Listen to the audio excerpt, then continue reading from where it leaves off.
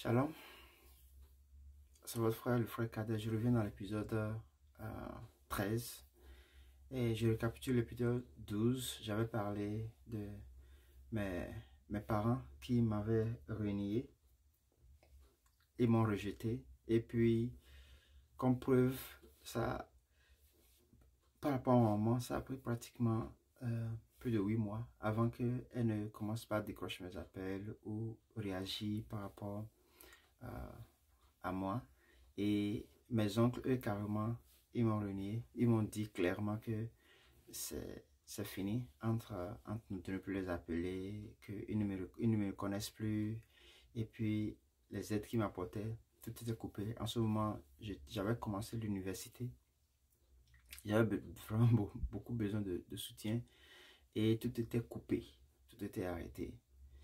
Alors, c'était ce que j'avais dit dans l'épisode 12. Et j'avais complété que le dernier jour, avant mon départ pour le sud, parce que moi je vis au sud, ils étaient au nord. Et, je ne sais pas si c'était une vision, mais si c'était un rêve. Je m'étais allongé et puis quelques instants après, je voyais quelqu'un qui me disait, bon, c'était le Seigneur Jésus-Christ qui me disait de savoir que mentir, dans mon cas là, c'était le renier. Donc, je savais déjà que c'était qui était Jésus-Christ parce que dans les épisodes précédents, j'avais déjà parlé de comment est-ce qu'on m'avait expliqué que c'était Jésus-Christ. Donc, c'est ce que j'avais dit dans l'épisode 12. Maintenant, je suis dans l'épisode 13.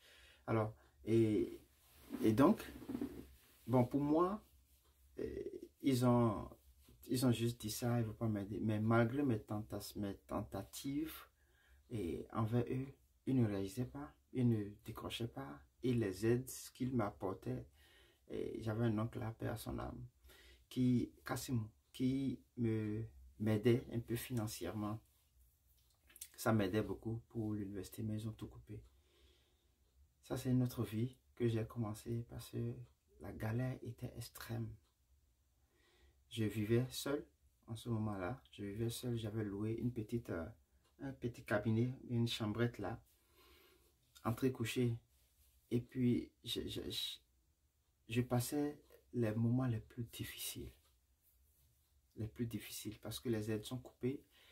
L'argent qu'on m'envoyait qui m'aidait un peu, pour les études, les photocopies et tout ça, c'était devenu très difficile. Très difficile. J'ai commencé par plus jobber, faire les petits boulots, gagner un peu pour pouvoir suivre. Mais je vous dis, tu travailles, à peine tu gagnes 400 francs par jour, des fois 500, des fois 600, des fois 200, parce que je vendais des cimes. Et puis, vous voyez, ces moments où je passais, pour moi, je ne voyais pas que c'était une souffrance. Je ne voyais pas que, véritablement, que je souffrais. Pour moi, c'est la vie, elle est normale. Mais pendant ce temps, les rêves que je faisais, ce n'est plus les rêves, ou bien ce n'était plus... c'était beaucoup plus relié à mon futur, ce que j'allais devenir. Parce que je faisais beaucoup plus de rêves dans ce sens-là. Je dirais les songes dans ce sens-là. Et puis, les autres rêves où je vais à l'église, les autres songes que j'avais, je vais à l'église, je sais ce qui se passe et tout, les prédications, les messages, quand quelqu'un veut parler et tout, je sais déjà ce qu'il veut me dire tout. Ça continuait toujours. Ça continuait toujours. Comme je vous ai dit, ce n'est pas une chronologie, mais c'était pêle-mêle. Les choses viennent et comme cela semble bon au Seigneur. Alors, il y a un jour où j'allais à l'université, je marchais. J'ai rencontré un jeune homme. Déjà, avant de se rencontrer, quand je l'ai vu de loin, nos yeux se sont croisés, il m'a regardé bizarrement.